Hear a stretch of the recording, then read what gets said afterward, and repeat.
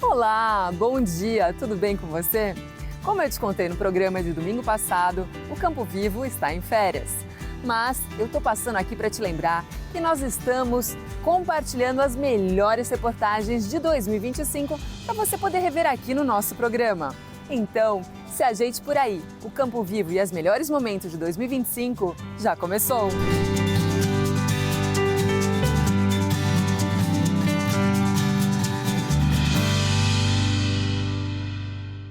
A saúde do casco dos animais está diretamente ligada à qualidade de vida deles. Por isso, as doenças devem ser tratadas o mais rápido possível.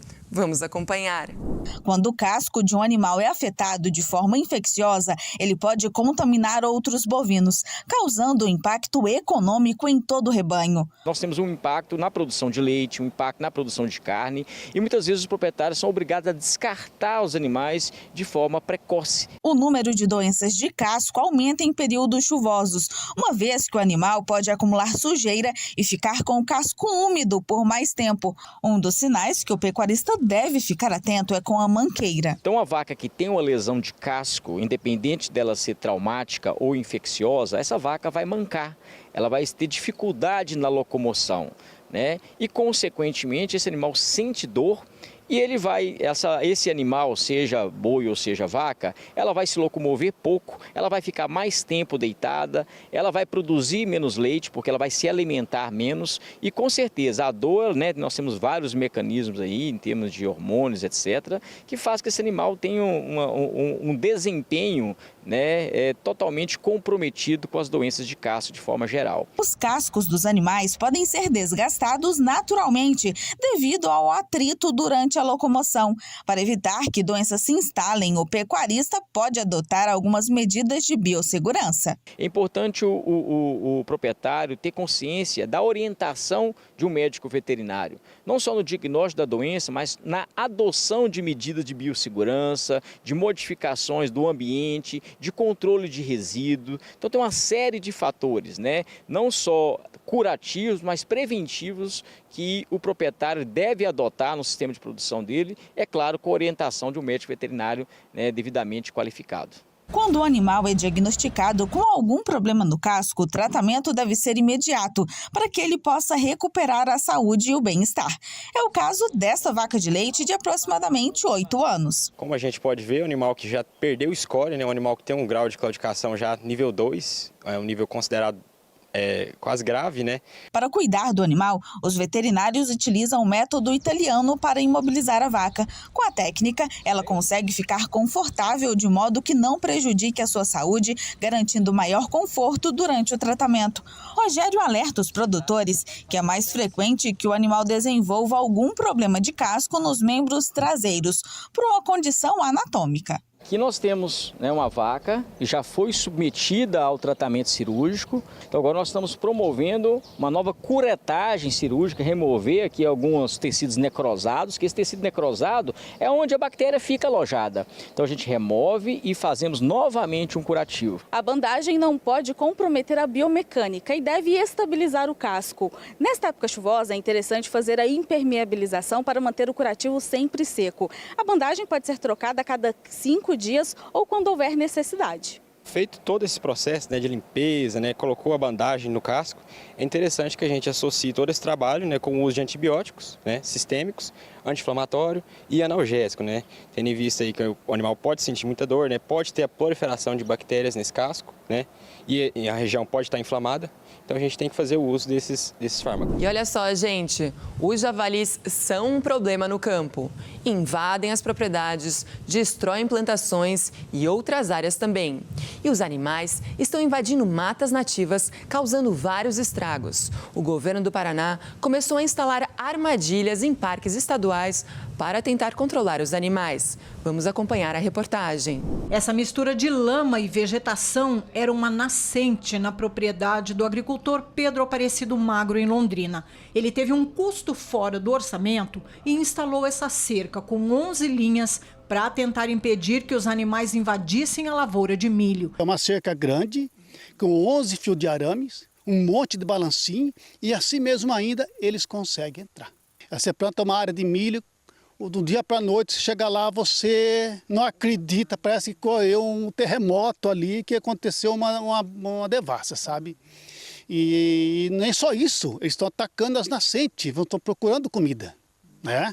Aí eles comem, entre safra que não tem o milho, eles estão comendo fruta, goiaba, abacate, manga, tudo, e mandioca, né? Tem uma plantação de mandioca aqui, ó, eles arrancam tudo. Vizinho do agricultor e de outras fazendas está o Parque Estadual Mata dos Godói, com 690 hectares. O solo da mata remexido dá sinal da presença dos javalis. E troncos de árvores sujos revelam que eles se coçaram por aqui. Há 35 anos cuidando do parque, o Zé da Mata vê os animais com frequência. Teve uma vez que eu estava chegando no parque de manhãzinha, aqui na frente, logo na entrada do parque, próximo da entrada, tem uma plantação de milho, né?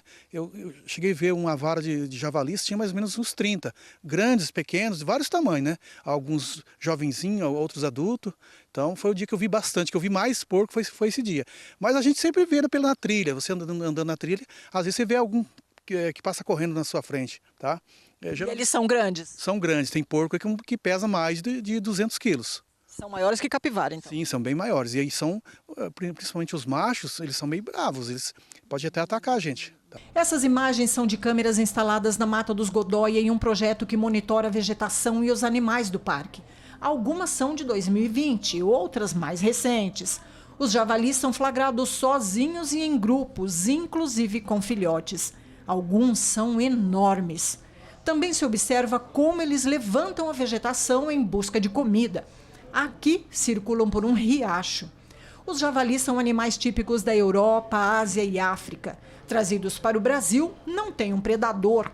Por isso se reproduzem fácil, além da fartura de alimentos nas matas e lavouras. Para tentar controlar a população de javalis, o Instituto Água e Terra está instalando essas armadilhas nas unidades de conservação do estado. A Mata dos Godói recebeu o primeiro equipamento. A novidade em relação a armadilhas desse tipo é que o animal é atraído com comida para o centro da rede, que fica suspensa. Depois de uns dias, ele se acostuma com a estrutura, que é então abaixada. A ideia é que ele passe por baixo da rede para chegar ao alimento, mas não consiga sair da armadilha. A estratégia desse tipo de armadilha não é cair sobre o animal, é o contrário, é permitir que ele entre, porque depois ele não consegue sair, ele fica enliado ali nas redes, como a gente viu no exemplo. Depois de preso, esse animal precisa ser abatido, e esse abate só pode ser feito por profissionais autorizados pelo IBAMA. Inclusive, a estrutura é móvel, pode ser instalada em qualquer área do parque. O biólogo do IAT que trabalha na Mata dos Godói acrescenta que os javalis podem transmitir doenças para animais silvestres e domésticos. Por isso, o controle, inclusive com o abate, é necessário. Esse animal ele é onívoro, ele come absolutamente tudo que ele encontra na frente. Ele vai destruir ninho de aves que nidificam no chão, animais silvestres que às vezes têm algum abrigo, alguma coisa. Árvore, palmito, por exemplo, a gente encontra muito palmito derrubado por javali, né? E é uma espécie ameaçada. Então ele realmente faz muito estrago para a questão mesmo de biodiversidade do parque. Então é fundamental fazer realmente esse controle da população de javalis, não tem jeito. O agricultor acredita que a armadilha no parque, perto da propriedade, pode ajudar. Mesmo assim, entrou com um pedido para registro de arma. Quer abater os invasores que causam prejuízos na área dele, mas reclama da demora para sair a autorização. Porque muitas pessoas têm isso como para lazer. E nós não é para lazer, nós é para combater aquilo que nos está destruindo. E isso, queira não, o prejuízo é enorme. O Paraná segue como principal exportador de tilápia do Brasil. Em 2024, o estado vendeu para o exterior mais de 7 mil toneladas da espécie. E para chegar a esse nível de excelência, o criador investe muito na atividade. Olha só. A piscicultura do Lucas é grande. Ele cria tilápias em 4 propriedades. Uma em Cambé, outra em Rolândia e em 2 que ficam em Bela Vista do Paraíso, num total de 55 tanques. O criador de peixes tem investido em tecnologia, como tratadores automatizados e sondas para o monitoramento da qualidade da água. Toda vez que o oxigênio baixar um pouquinho, ela liga automaticamente os aeradores. O que antes a gente fazia manualmente e que nem sempre nós tínhamos esse tempo disponível para fazer esse monitoramento periódico da água. Com a tecnologia, hoje a gente consegue aumentar a nossa produtividade. O que antes a gente alojava 2, 3 peixes por metro, hoje a gente consegue dobrar ou até triplicar essa quantidade de peixe. Os alevinos são colocados nos tanques com 3 meses de idade. Depois, são mais 9 meses até chegar a 1 quilo, o peso ideal para a despesca. Desde o começo de fevereiro, o Lucas praticamente triplicou a quantidade de peixes entregues aos frigoríficos. É que essas empresas precisam abastecer os estoques para atender a alta demanda de consumo durante a quaresma. Por dia, são de 8 a 9 toneladas de tilápias retiradas dos lagos. Mas, para isso, é preciso ter planejamento. Como o tempo de produção é em torno de 9 meses a 1 ano, então todo o planejamento que nós fizemos ano passado, a gente está executando agora na quaresma. A demanda chega a dobrar até triplicar nesse período da quaresma. A criação de tilápias se tornou destaque no Paraná, tanto que o estado registrou um crescimento de 47% nas exportações de filé desse pescado em 2024. Foram vendidos para o exterior 7,6 mil toneladas, o que representa 70,3% do total exportado pelo Brasil. Com o mercado cada vez mais exigente, o Lucas investe em manejo, qualidade da alimentação e também rastreabilidade. Assim, é possível saber todo o histórico do peixe. Desde a chegada dos alevinos até a venda, existe todo um monitoramento, uma rastreabilidade, existem órgãos fiscalizadores que pedem essa fiscalização periódica, constante, para que esses frigoríficos consigam fazer a exportação do pescado. É muita notícia por aqui, pessoal. Então espere que o Campo Vivo não demora, hein?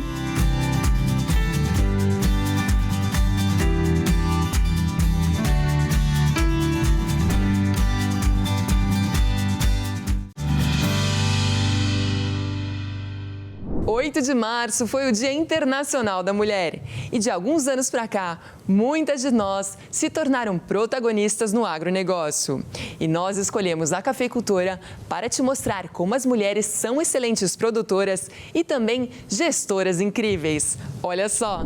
O crescimento da liderança feminina na cafeicultura é real. Elas gerenciam fazendas, decidem sobre investimentos e controlam a produção. A Hilarita é um exemplo disso. Ela representa a 3ª geração da família no setor e hoje tem um papel fundamental em todas as etapas do negócio. Hoje a mulher ela é empreendedora, ela é inovadora e hoje ela está preparada desde da escolha da muda do café até a comercialização do produto. Flora passou 12 anos trabalhando no mercado financeiro em São Paulo e em 2023 decidiu voltar às origens familiares. Hoje é responsável pela área comercial e financeira do negócio. A gente se reúne quase que mensalmente para fazer análise de mercado, saber qual que é o nosso break-even exato da safra, fazer os planejamentos financeiros que a gente tem que fazer. E por se tratar de commodity, né, a gente sabe, os preços variam muito. Atualmente fala-se muito dos preços altos do café, né? E isso, enfim, é reflexo do que a gente tem visto nas lavouras de café, das dificuldades que a gente tem passado, principalmente as climáticas, né? E, enfim, essa análise financeira, você acompanhar o seu negócio financeiramente, é de extrema importância para você tomar as decisões certas no futuro, né? Já a história da Silvia é um pouco diferente. Ela passou por 4 faculdades até descobrir que sua vocação era o café. Hoje ela administra a Fazenda Grancelli, um nome reconhecido na produção de cafés especiais, com prêmios em diversos concursos. O concurso Florada ele é o maior concurso de cafés especiais para mulheres do mundo e aqui, pela qualidade do nosso café, nós tivemos um bom resultado e fomos campeões nos últimos 3 anos na categoria regional. Da produção à comercialização, a presença feminina tem ganhado força no agronegócio. De acordo com o último censo do IBGE, mais de 40 mil estabelecimentos agrícolas com a produção de café são liderados por mulheres. E se a gente for pegar o número de mulheres na coliderança, o número sobe para 89 mil mulheres comandando ou compartilhando a liderança. Para a Larissa, a cafeicultura feminina é uma forma de fazer com que as mulheres sejam protagonistas no agronegócio. Tudo vai te deixando cada vez com mais vontade de fazer, cada vez mais empolgado e cada vez querendo fazer mais, né? Como a Hilarita falou, é viciante, né? É viciante, é empolgante, é apaixonante. E o Campo Vivo continua a homenagear as mulheres. Sim, o Dia Internacional foi dia 8 de março, mas nós seguimos dando destaque para a presença feminina em todos os setores. O ensino superior tem recebido mais mulheres em áreas que antes eram dominadas pelos homens. O curso de Medicina Veterinária da Unifil é uma prova dessa mudança. No Centro de Melhoramento Genético da Universidade, eu conversei com universitárias e profissionais. Vamos acompanhar.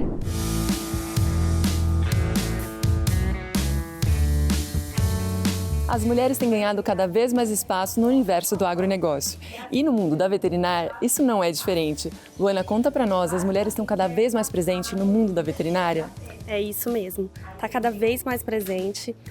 A gente percebe que, principalmente na faculdade, as alunas são predominantemente mulheres e elas estão cada vez mais fazendo parte, principalmente na área dos grandes animais. E por que esse interesse tão grande das mulheres no mundo masculino? Eu falo por mim, porque desde o início da graduação sempre me atraiu essa área por grandes animais, por cavalos. Eles são animais muito diferentes, eles têm peculiaridades muito diferentes. Então a gente se encanta por esse mundo, a gente quer cada vez mais praticar. A biotecnologia é uma área muito gratificante, assim, de estar trabalhando com isso, de estar trabalhando com a reprodução, de ver a gente dar vida para esses animais. E aqui elas estão tendo uma aula ao vivo, é isso? Isso mesmo. Esse pessoal que está aqui, eles estão iniciando agora um internato na área de reprodução de equinos e as residentes estão fazendo uma introdução para que eles possam estar cada vez mais participando da nossa rotina. As mulheres representam 85% de todo o curso de veterinária da Unifil em Londrina. E de 54 aprovados em fevereiro no curso, só 14 são do sexo masculino. Essa parece ser uma tendência. Segundo o sindicato da categoria, dos mais de 200 mil profissionais que atuam no Brasil, na medicina veterinária e zootecnia, cerca de 58% são mulheres. No Paraná, dos 17 mil profissionais nesse segmento, 59% são do sexo feminino.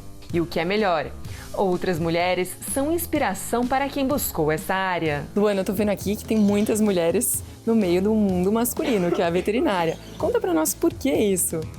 Bom, minha família não é criatória nem nada, só que eu me inspirei numa professora. A gente teve aula de genética e eu gostei da dinâmica dela e da presença que ela tinha em sala de aula. Então, acho que dentro das mulheres da reprodução, que existem várias, ela foi uma das primeiras que me chamou a atenção, que falou, se ela está no meio, me inspirou, assim, eu também consigo.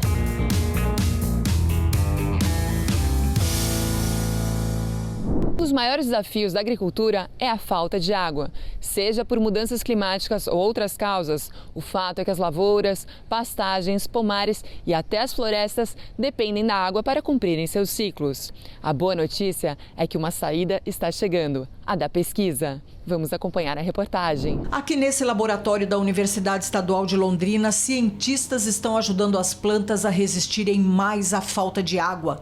A base da pesquisa é o óxido nítrico.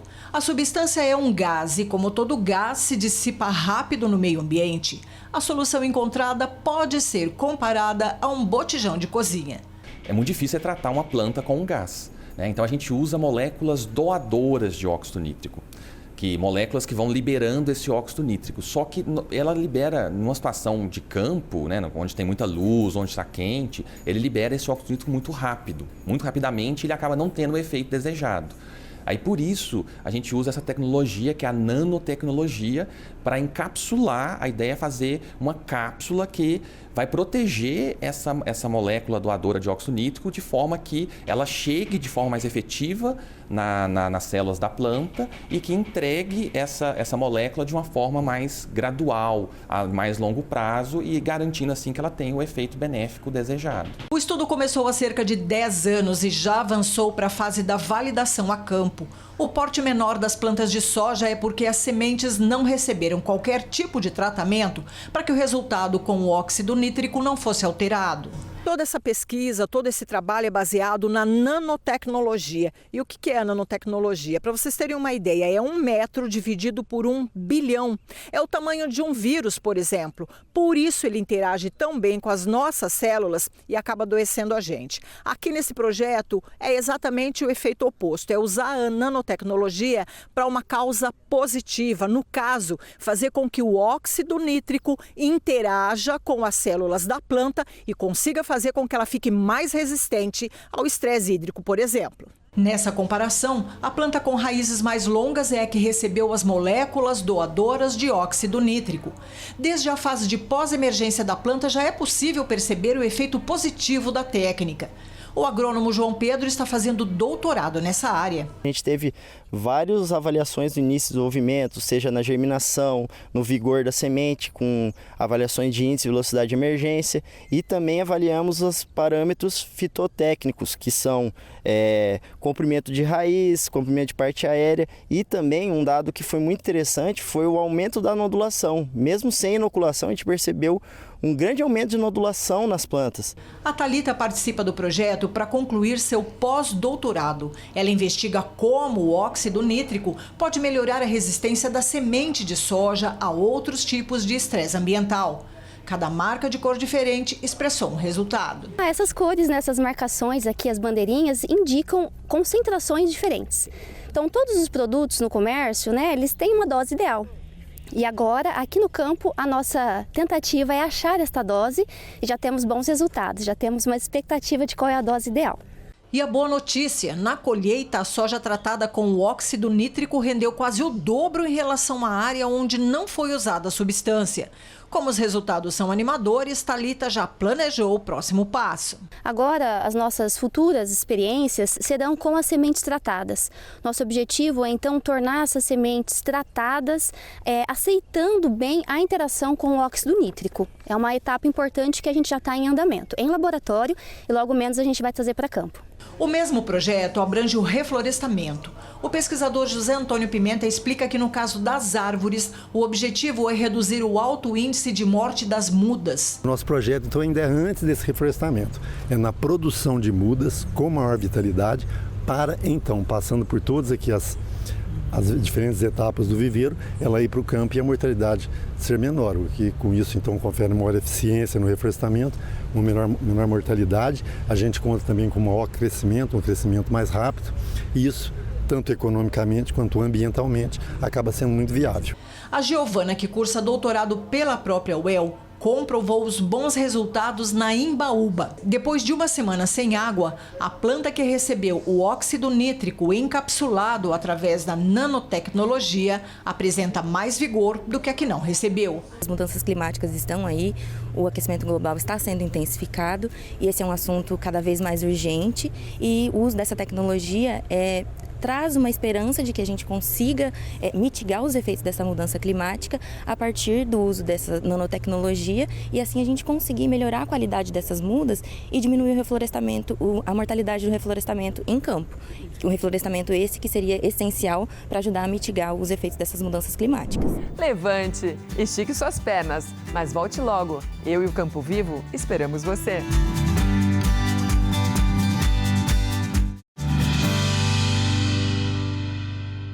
As mulas de jumentos deixaram de ser apenas de trabalho. Há toda uma estrutura voltada para o desenvolvimento de campeões em torneios muito disputados. E o Campo Vivo foi conferir.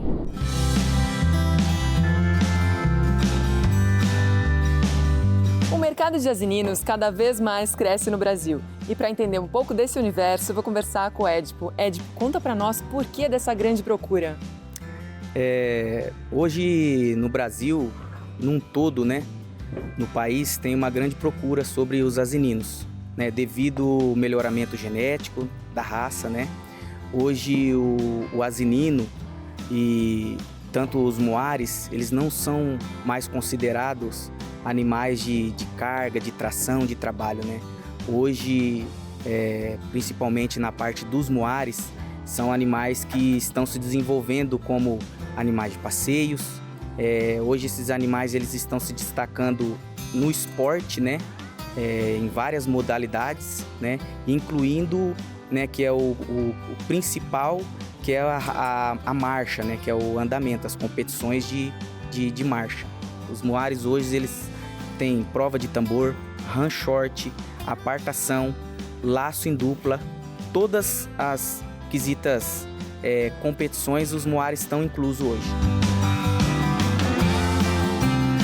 E, gente, a gente está falando do animal que é super campeão nacional, não é? Super campeão nacional. Quais os prêmios que ele ganhou? Ele ganhou no ano de 2024 agora, que é a Enapega, né? Maior competição do país. Então ele é campeão de categoria, né? E ele é o grande da raça, considerado o maior jumento da raça, mais premiado. Gente, eu tô encantada com esse animal. Ele é muito bonito. Todo penteado, não é? Todo bonito. Olha, a pata. Adorei. É um animal muito dócil, né? Um animal que tem trazido muita alegria pro Aras.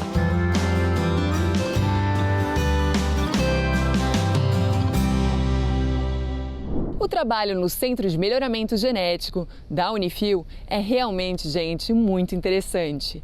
Eles multiplicam toda a tecnologia de ponta em benefício dos animais. E nos próximos programas eu te conto mais sobre os jumentos campeões. Você não pode perder. Pessoal, eu quero agora compartilhar minha alegria porque eu estou completando 5 anos na apresentação do Campo Vivo. Quero contar também um pouquinho da minha trajetória. Nosso programa começou com o nome Tarobá Rural, mas cresceu e hoje cobrimos todo o estado do Paraná. Com essa mudança, o programa passou a ser chamado Campo Vivo.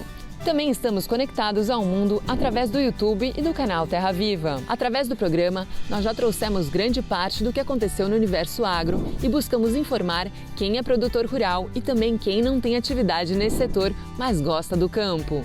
O agronegócio é responsável por garantir nossa receita com divisas e por alimentar o Brasil e grande parte do mundo.